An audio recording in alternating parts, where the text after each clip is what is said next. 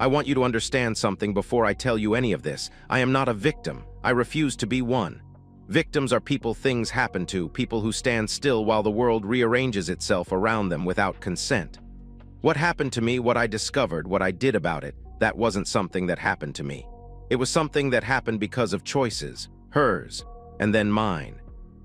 My name is Peter. I'm 34 years old, 6 years married, and I built something real. That matters. Say it again if you need to. I built something real.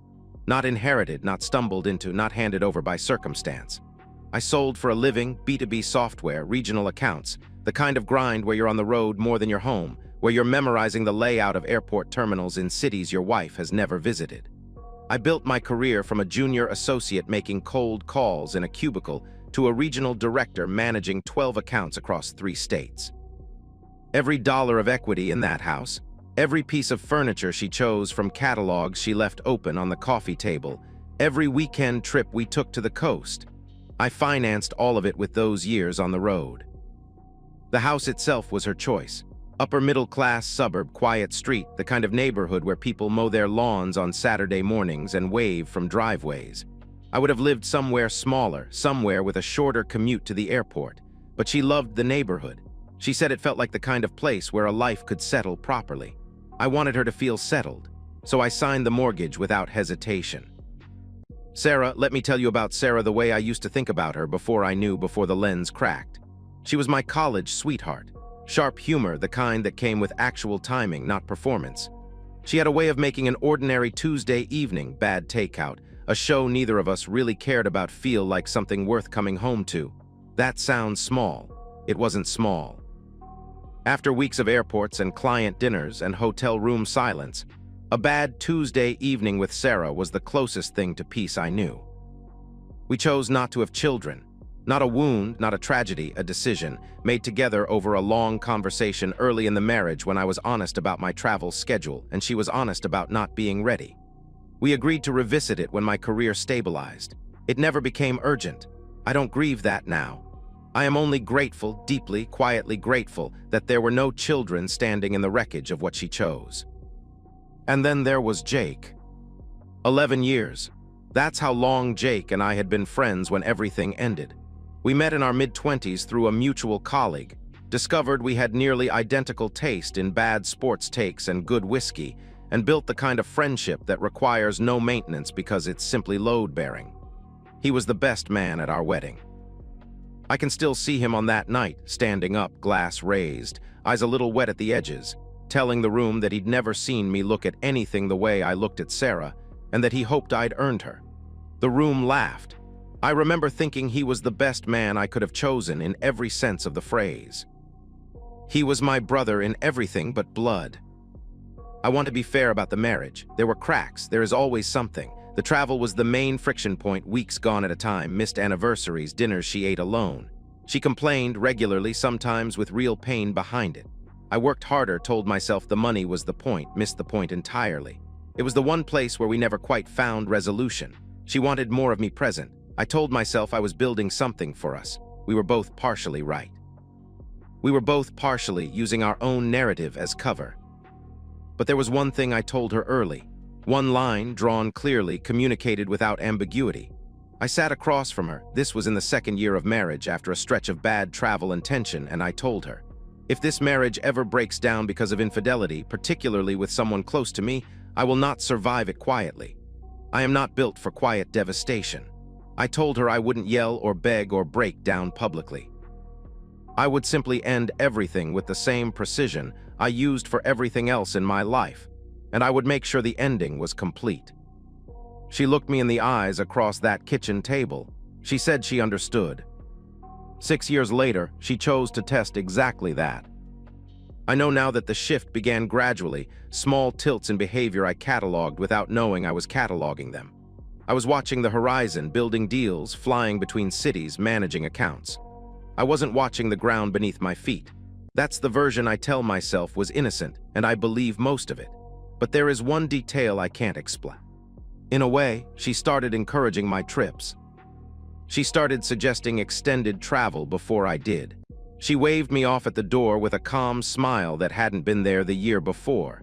At the time, I felt something close to relief. I thought the marriage had finally found its rhythm, that she'd made peace with the schedule. I thought we'd turned a corner. She knew exactly what she was doing with those smiles. She was learning to use my absence. A woman who hated my absence doesn't suddenly learn to love it, she just learns to use it. I am trained to notice patterns. A career in sales will do that to a person. You learn to read behavioral shifts the way a doctor reads an EKG, watching for the deviation that doesn't fit the baseline. Small change in tone, a pause where there wasn't one before, a question answered just slightly too fast. I built a career on pattern recognition. Which is why I cannot fully forgive myself for not seeing it sooner. I marked the beginning of the shift at approximately 4 months before the trip cancellation. That's the earliest data point I can anchor clearly. Everything before that, the small unease, the nights of lighter sleep, the vague sense that something in the house had been quietly rearranged, those were signals without timestamps. But 4 months out, the pattern became visible. First, the travel. I mentioned this already, but I need to be precise about it because precision matters here. Sarah had spent 5.5 years making clear, sometimes gently, sometimes with real frustration, that my travel schedule was the central wound in our marriage. I accepted this.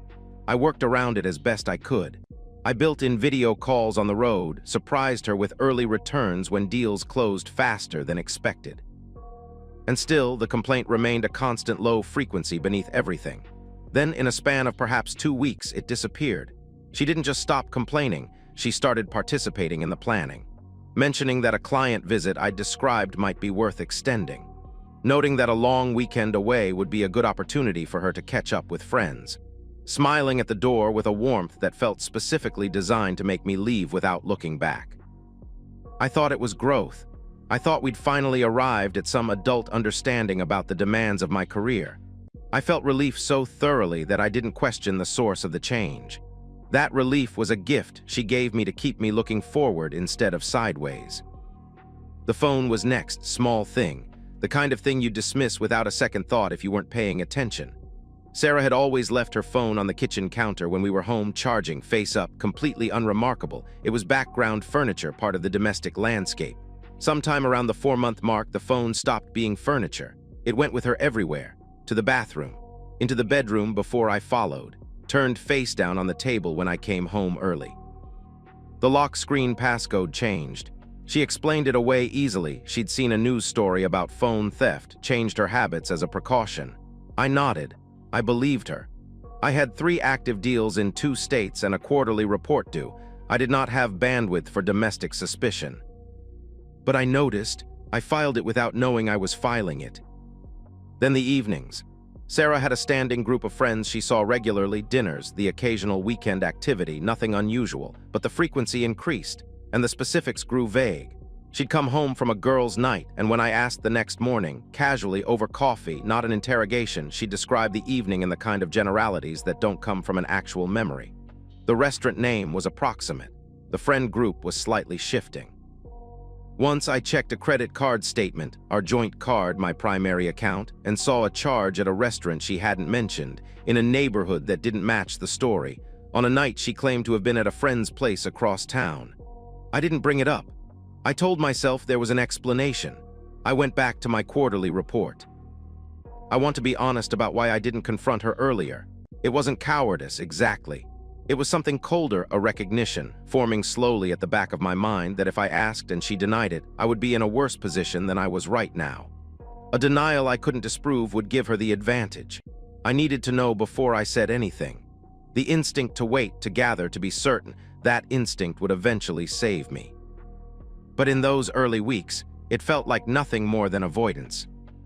What cracked something open in me, the detail I cannot file away under innocent explanation, no matter how I angle it, was Jake.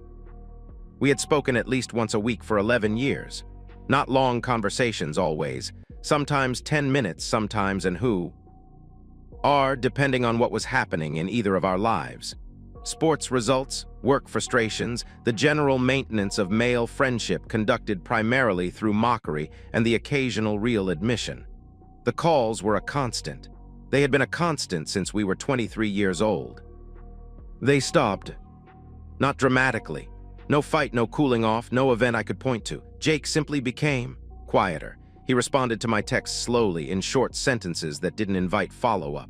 He turned down 2 invitations, one to watch a game, one to grab dinner, with reasons that were technically plausible. I told myself he was buried at work. I told myself he had things going on that he wasn't ready to talk about yet, because that happens with men, we go quiet under pressure. I did not connect his silence to Sarah's new smiles. I did not connect any of it yet. I booked the Atlanta trip, a week-long client summit, hotel already reserved, itinerary confirmed. Sarah kissed me goodbye at the door with a warmth I hadn't felt from her in months. Both hands on my face, eyes closed for a moment, the full performance of a wife sending her husband off with affection. I remember standing at the door with my bag in my hand, thinking, see, this is what we've been building toward. This is the marriage finding its level. In the car on the way to the airport, the warmth faded and something else moved in its place. My gut, the same pattern-reading mechanism I'd spent 11 years sharpening, spoke plainly for the first time. Something in that house isn't right. I drove to the airport. I boarded the flight. I told myself I was being paranoid, that I was projecting work stress onto a marriage that was finally improving. 2 days later, the client's office called to tell me there was a family emergency and the summit was being postponed by 3 weeks. My first reaction was frustration. A week of scheduling rearranged, accounts to notify, a hotel to cancel. My second reaction came quieter underneath the first. It was not relief. It was not excitement at an unexpected week home. It was something more deliberate than either of those things. I didn't tell Sarah the trip was canceled. I told myself I wanted to surprise her. But I'm an honest man, and honesty demands I say this. Somewhere beneath the story I told myself, I already knew what I was going to find. The surprise wasn't for her. The silence was for me to ensure the advantage remained exactly where I needed it. The phone call came at 2:47 in the afternoon. I remember the time because I looked at it, the way you look at a clock when something shifts and you understand, without quite being able to articulate it, that this moment is going to divide time into before and after. Before the cancellation, after the cancellation. I set the phone down on the hotel desk and sat completely still for approximately 90 seconds. Not shock, not relief, calculation. The plan was already forming before I could consciously name it. I would not call Sarah. I would not go home yet. If there was something to find, and the thing in my chest that I had been suppressing for weeks was insisting loudly now that there was, I would find it with both hands before I walked through that door. I opened my laptop. Our joint credit card account had my name as the primary holder, which meant complete access to statements going back 3 years. I exported the last 3 months as a PDF and started reading.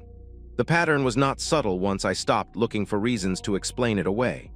Hotel charges, not the kind of hotel you book for yourself, mid-range properties that sat in the city near our house. Restaurant charges at places she'd never mentioned to me, reservations for 2 at the kind of establishments where you book in advance because you're planning something. A cash withdrawal pattern on a card she used more frequently in recent months, small enough not to draw attention individually, consistent enough to form a line when you laid them end to end. I cross-referenced with her social media, the public posts, the photos from her girls' nights that sometimes materialized and sometimes didn't. The timestamps were wrong, not dramatically wrong, just slightly wrong. The kind of wrongness that a person not looking for it would scroll past without a second thought. I called our phone carrier. The account was under my name, my social security number, my credit. I had full legal access to the account records. I requested a detailed usage report for the last 4 months on both lines, and they emailed it to me within 20 minutes. I printed it in the hotel business center. I carried it back to my room and sat down at the desk under the window with the afternoon light coming in flat and gray, and I started reading the call logs. Jake's number appeared 43 times. 43. Calls made at 10 p.m., at midnight, at 12:30 in the morning on a Wednesday when I was in Phoenix presenting tea. Owe a client about enterprise software licenses. Calls lasting 40 minutes, an hour, once 93 minutes on a Saturday afternoon when she'd told me she was running errands. I put the pages down on the desk. I went to the bathroom. I ran cold water and put both hands under it and stood there breathing through my nose the way you breathe when something has punched directly through the part of you that was still holding out hope. I counted to 30.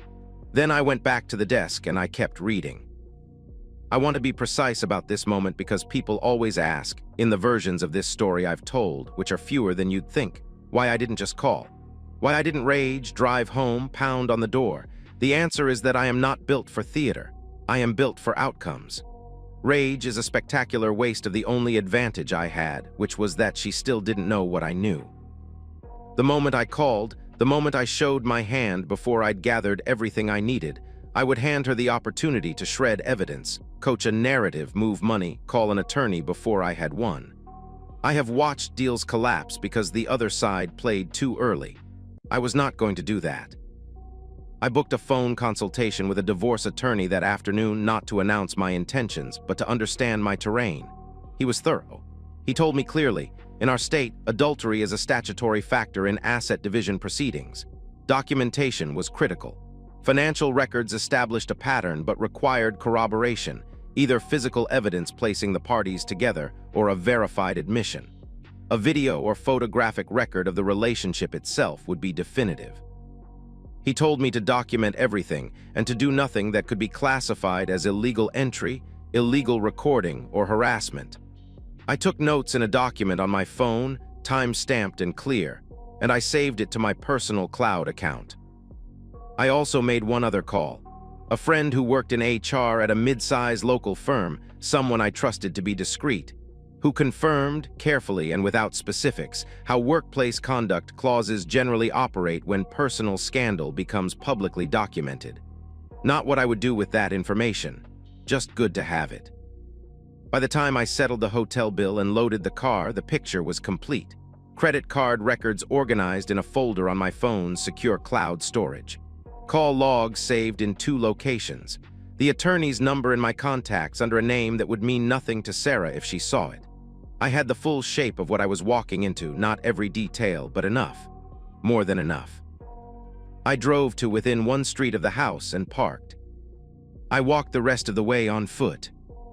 The afternoon was quiet in that particular suburban way, a lawnmower somewhere distant, a dog that barked twice and stopped. Our street was empty. Her car was in the driveway. There was another car parked in front of the house that I recognized before I wanted to. I went around to the side entrance. The garage door was unlocked. It was always unlocked. I went through the garage in the dark, and that was when I saw it on the shelf where I'd left it after last fall's yard work season, the baseball bat. Aluminum, aged grip, unremarkable. I want to be truthful about what I was thinking when I picked it up. I told myself it was instinct, protection. You come home to a strange car and an empty street and you reach for what's available. That's what I told myself in the moment. Months later, with everything that followed sitting cleanly in the past, I'm still not completely sure that was the entire truth. But it's the truth I'm giving you now. I went through the interior door into the kitchen. The house was quiet downstairs, the kind of quiet that has weight to it. I could hear them from the ground floor. I stood at the base of the stairs and I heard what I had refused to fully imagine for 4 months, and the cold thing in my chest became a solid object, crystalline and permanent. I climbed the stairs, one hand on the railing, the bat in my other hand, completely steady. The door was open. I don't know if that detail made it worse or simply more complete. Like they had performed this enough times to stop being afraid of getting caught. Like my house had been accommodating them for long enough that they'd stopped factoring in the possibility that it might stop. I stood in the doorway and I looked at what was in my bedroom. I want to tell you what I felt in that doorway. Not what you'd expect, not the white-hot surge of rage that movies have trained us to anticipate, not the desperate animal grief that breaks men open in front of an audience. What I felt was something far stranger and, in retrospect, far more dangerous than either of those things. It was cold. It was still. It was the sensation of watching a hypothesis become a confirmed result, the clinical arrival of certainty after months of suspicion. I registered the scene. I will not dress it up, but I will not sensationalize it either. Sarah backed to the door, laughing at something she'd said. Jake, unmistakable. My bedroom, my sheets. The house I signed the mortgage for because she loved the neighborhood. I pulled out my phone first. 30 seconds of footage, clean and clear. Steady hand, steadier than it had any right to be. I saved it immediately to 2 locations, my personal cloud and a secondary backup account I had set up 2 days prior specifically for this purpose. I did not rush. I did not shake. I gave the recording 15 full seconds before I said anything at all. Then I said his name. One word, Jake. The room detonated. Sarah screamed, the kind of scream that is partly fear and partly the sudden terrifying awareness that the structure of everything has changed. Jake moved fast, the way people move when the part of the brain that processes shame has been temporarily outpaced by the part that processes danger. I crossed the room before he made it upright. I struck him twice with the bat. I want to be precise because precision has been my standard throughout this telling. I was angry, yes, but I was not out of my mind. I knew where I was hitting. I chose not to aim for anything that would put me in a courtroom for the wrong reasons. He was hurt. He was bleeding. He was crying in a way that I had not heard from a grown man before and hoped not to hear again. I pulled him into the hallway by his arm and I moved him down the stairs, naked, reduced, bleeding.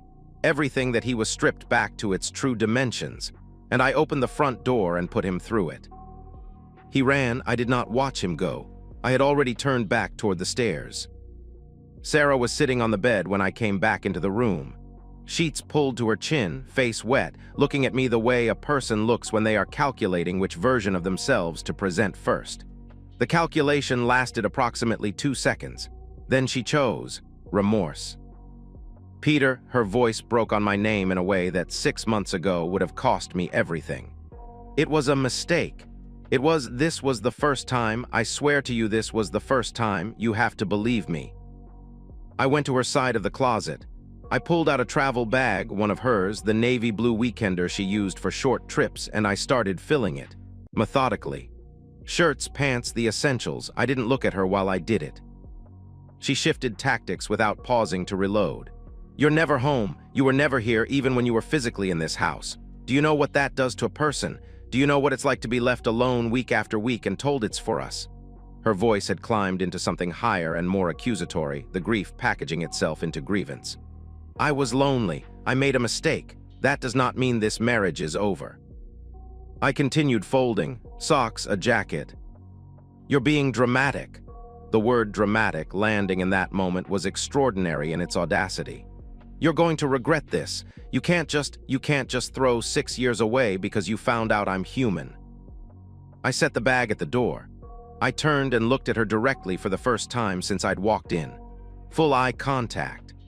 I gave her the complete, settled weight of what I had known for 2 days and what I had suspected for 4 months, and what I had built the evidence for with the patience of a man who understood that the only way to win a war like this was to be ready before the battle was declared. I said, I told you exactly what would end this. You chose it anyway. Nothing else, no additions, no elaboration. The sentence was complete. She started crying again, differently now, the calculation gone, something rawer coming through. Part of me registered it as real. Part of me noted that it didn't matter whether it was real. It was approximately 4 years too late to matter. She was out of the house within the hour. She moved slowly, gathering things from around the room with the dazed deliberateness of someone still trying to process that the architecture of her life had just been permanently altered. She carried the bag downstairs. I heard the front door open. I heard it close. I went to the upstairs window and watched her car in the driveway without the light on. She sat in it for 20 minutes. The brake lights came on twice, went off again.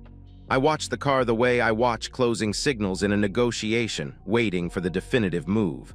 At minute 22, the headlights came on. The car backed down the driveway slowly. She didn't look up at the window. I went downstairs.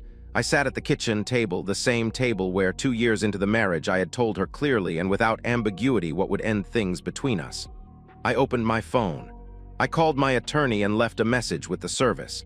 Then I opened a notes document and I typed a summary of the evening. Time. Stamped, factual, documented. Arrival time. What I observed. The number of strikes delivered where they landed. Her exact words. The footage saved. Her departure time. I did not cry that night. I've thought about that since. I'm not proud of it as an achievement and I don't offer it as evidence of strength. I simply didn't have the tears available. What I had instead was the quiet of the house and the sound of my own typing and the knowledge, clean and permanent, that the next phase had already begun. She thought the bat and the thrown bag were the ending. She had no idea I was just getting started. Within 48 hours of walking back down those stairs, I had filed for divorce. Not in the heat of the confrontation, not in some impulsive surge of wounded pride. I filed 2 days later after I had slept, after I had eaten breakfast and read through my attorney's notes a second time, after I had confirmed that the video footage was clear and double-backed up and exactly as definitive as I needed it to be. I filed with the calm of a man who had made his decision long before the moment arrived. My attorney, who had been briefed by phone the morning after and met with me in person the following afternoon, moved efficiently. He was the kind of lawyer who did not waste words or gestures, and I appreciated that. The filings cited adultery. Sarah retained her own attorney within the week. I'm told he came with a reasonable reputation. His strategy was immediately legible: minimization on the adultery claim, emotional neglect as a counter-narrative, and a positioning of Sarah as a woman who had been fundamentally abandoned by a husband who chose his career over his marriage. It was not an unreasonable legal play.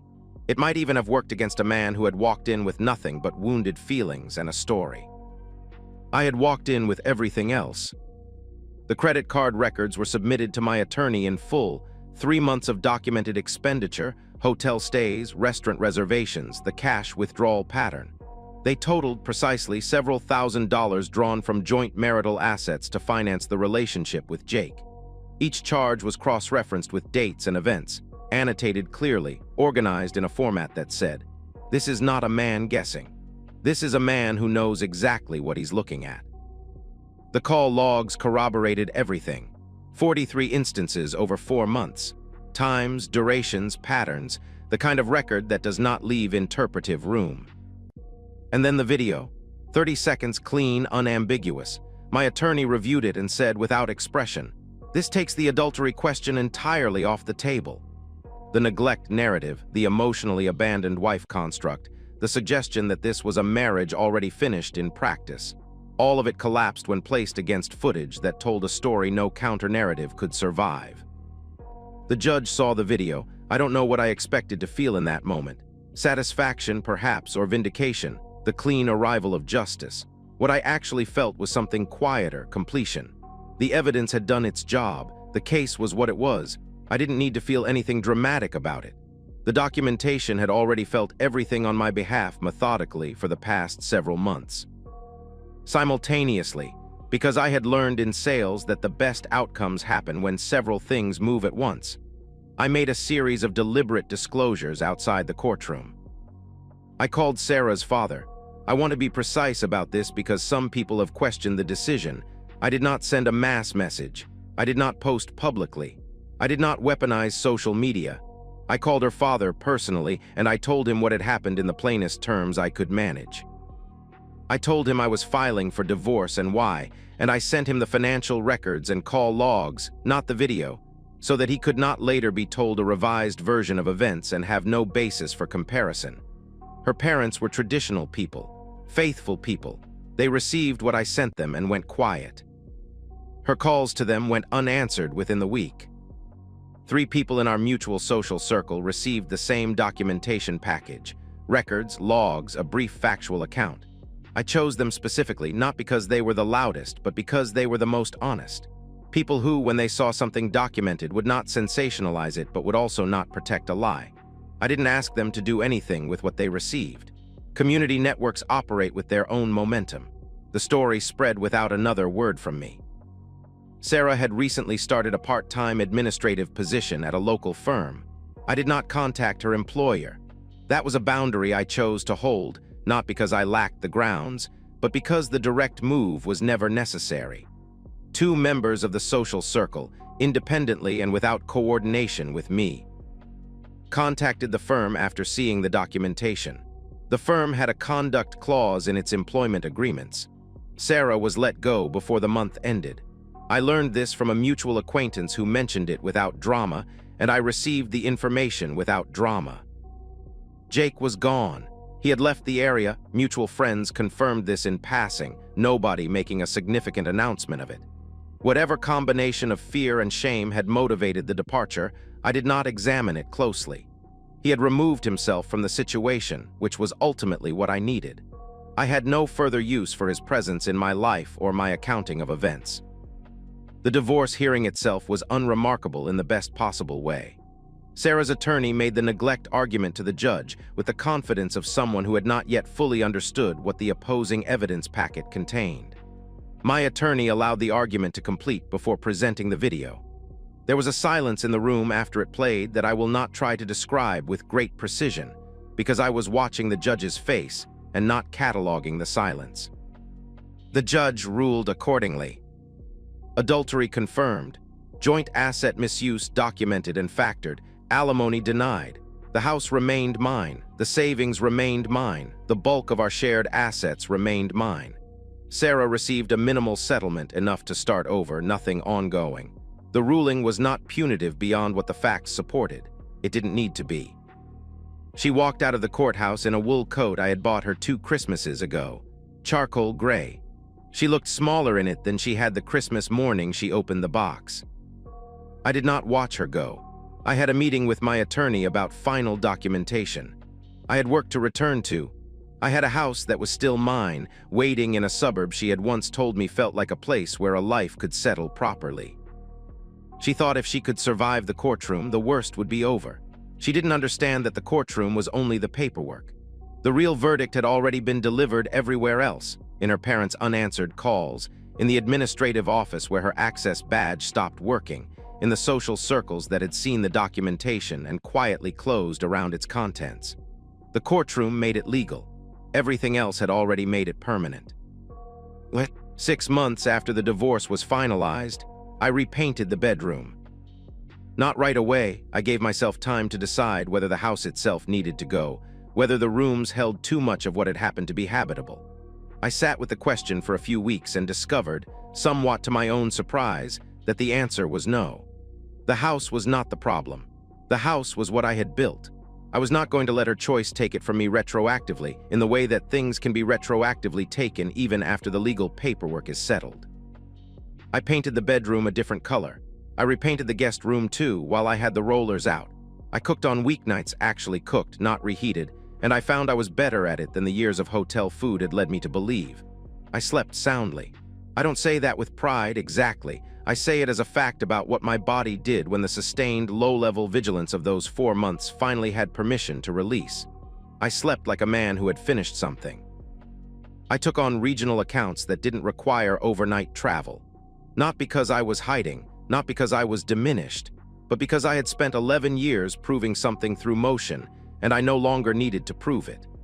The drive that had once gone into sustaining a marriage and managing its frictions now went entirely into my own life, which turned out to be a more efficient arrangement. Sarah is in a 1-bedroom apartment across town. I know this only because a mutual friend mentioned it briefly, without emphasis, in the context of a different conversation. I did not ask follow-up questions. Her life, its dimensions and its difficulties, is no longer within the scope of what I track or account for. The settlement gave her enough to begin again.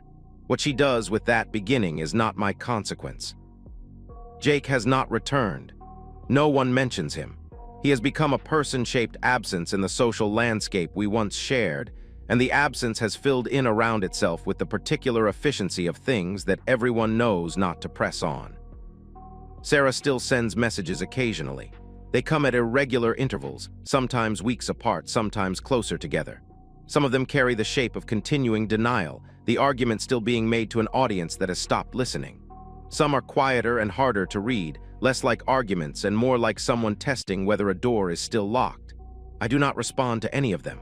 I have nothing left to say that wasn't already said by the courtroom, by the evidence packet, by her parents' silence, by the administrative office that quietly deactivated her badge. I close this account the way I opened it, not as a victim, and not as a man who is proud of every moment in this story. I am a man who built something real, watched it be chosen against, and made sure the consequences of that choice were as complete and as documented as I had promised they would be. I told her, in a kitchen across a table 6 years before the ending, exactly what would break things between us. I gave her the full truth of what I would do if she chose it. She knew she chose anyway. Now we both live inside the aftermath of what she chose. The difference is I'm fine with that.